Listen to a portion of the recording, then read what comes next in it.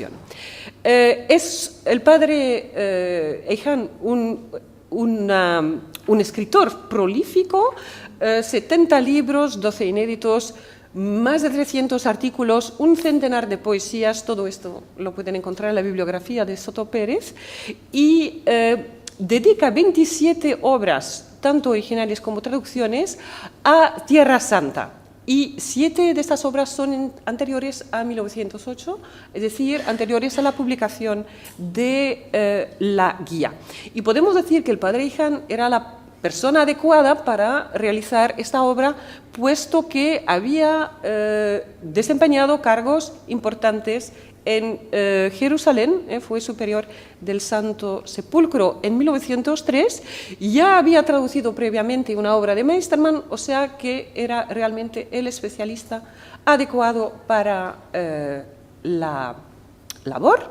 Aquí ven las traducciones relacionadas con Palestina llevadas a cabo por el padre Eijan, y hay, bueno, varias de Urbano Coppens, que es un franciscano belga, Buffay también un belga, y luego Meistermann. Aquí un libro, Florecillas de Tierra Santa, la portada. Y ahora vamos a hablar de la traducción propiamente dicha. Voy a dar el reloj a la presidenta para que me corte cuando haga falta. Entonces, no hay no hay una carta del traductor o un prefacio, o sea que yo me he permitido deducir el encargo de traducción y las normas implícitas a las que puede obedecer. O sea, se trata de transferir la macroestructura y los elementos no verbales, como el libro forma parte de una serie. Luego hay que proveer toda la información práctica para el viajero español, de modo que hace falta realizar adaptaciones. También hay que ofrecer la información arqueológica más actualizada posible, lo que también puede necesitar cambios. Y, por último, hay que corresponder al máximo al original en los contenidos factuales y en el espíritu católico. Cuanto a la macroestructura, el paralelismo es absoluto. Hay un elemento que se añade, que es una carta prólogo dirigida al traductor por el obispo de Jaca, don Antolín López Peláez.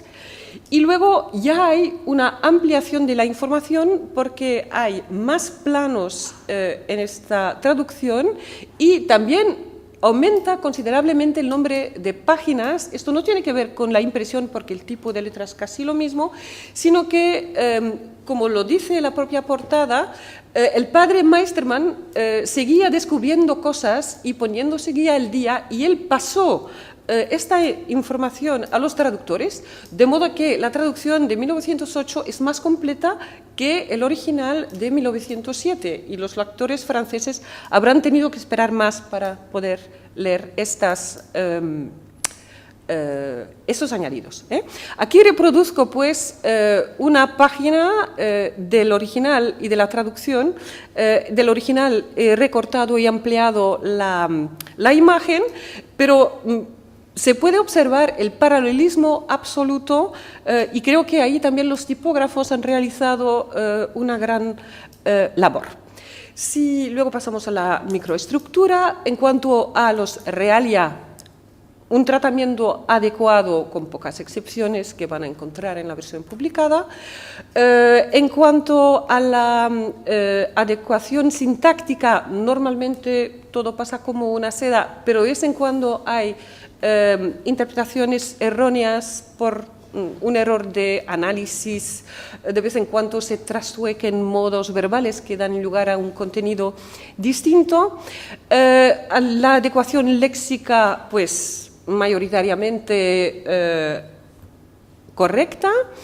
a veces confusión debido a elecciones léxicas desacertadas, y luego hay modulaciones y modificaciones semánticas, y lo primero que se puede observar es que hay una tendencia a la introducción de matices afectivos cuando el texto es neutro, ¿no?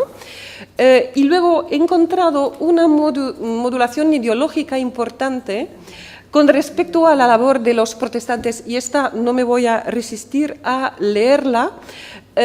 Dice Meistermann, ils exercent d'une manière admirable la charité chrétienne, y luego dice, pues, son protestantes, pero no tienen impacto, et ils ne font que peu de conquêtes sérieuses au protestantisme, l'indifférence en matière de religion fait seule d'effrayants progrès. Lo que pasa en la traducción es que pasamos de la manera admirable a profusamente, ejercen profusamente la caridad cristiana, y luego el traductor enlaza dos frases que el autor mantiene separadas, porque dice: lo único que sí logran es hacer que se propague por manera alarmante entre el pueblo el cáncer de la indiferencia religiosa. Entonces, en cuanto al estilo, ampliación, interferencias con el francés, y ahora llegamos a la conclusión. Me va a sobrar un minuto. En cuanto a la traducción del Nouveau Guide de Terre Sainte por el padre Samuel Eijan, podemos concluir que la nueva guía de Tierra Santa cumple plenamente su propósito. Contiene información actualizada gracias a los complementos aportados por el autor y adaptada a las necesidades del lector español. Es evidente que no se puede juzgar una traducción realizada en un convento a principios del siglo XX según los criterios de calidad del siglo XXI, cuando cualquier traductor tiene a su alcance más información de la que puede buenamente consultar. Y no sabemos de qué herramientas disponía el padre Eijan. Transmite la información de modo adecuado, aunque se pueden observar casos en que una comprensión equivocada de la sintaxis o del léxico resultan en un mensaje equívoco o erróneo. Las intervenciones conscientes del traductor añaden un colorido más dramático y algún juicio ideológico tajante en comparación con el original más tolerante con otras convicciones religiosas. La traducción tiende a un estilo menos neutro y reservado que el texto fuente.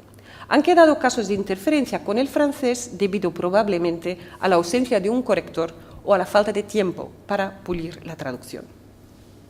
Por lo que se refiere a la Orden Franciscana como ente emisor de traducciones, conviene poner de relieve el carácter internacional de la custodia de Tierra Santa, que fomentaba la convivencia de figuras intelectuales de distintos orígenes y lenguas.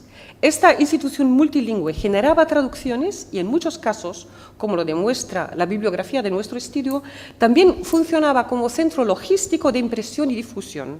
Jerusalén, la sede de la custodia, merece un estudio como centro de traducciones de trabajos de palestinólogos para un público lector internacional. Si hay alguien en búsqueda de una tema de tesis doctoral, creo que aquí lo tiene. Muchas gracias.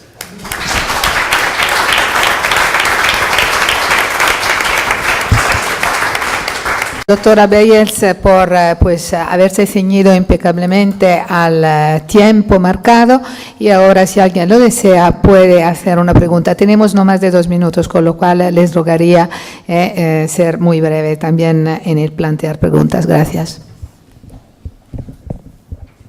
Muchas gracias, doctora Liebe. Me gustó muchísimo la ponencia y quisiera hacerle la pregunta, a ver si Bernabé Meistermann cita a la primera guía de Tierra Santa, sí, la de la Beata Egeria, cuya traducción, precisamente, vertida al castellano, pues es todo un monumento, ¿no?, de un custodio que estuvo 65 años, español, Agustín Arce, en Tierra Santa, y cuya biblioteca figura en la Biblioteca Nacional de España, la suya que la donó. Creo que en la introducción menciona a Egeria, que yo he leído en primer año de facultad, y también menciona otra guía, porque la suya se llama Nouveau Guide, porque había otra guía escrita en francés por un franciscano belga. Lo que pasa es que esta no la he conseguido encontrar, digamos, no la he consultado.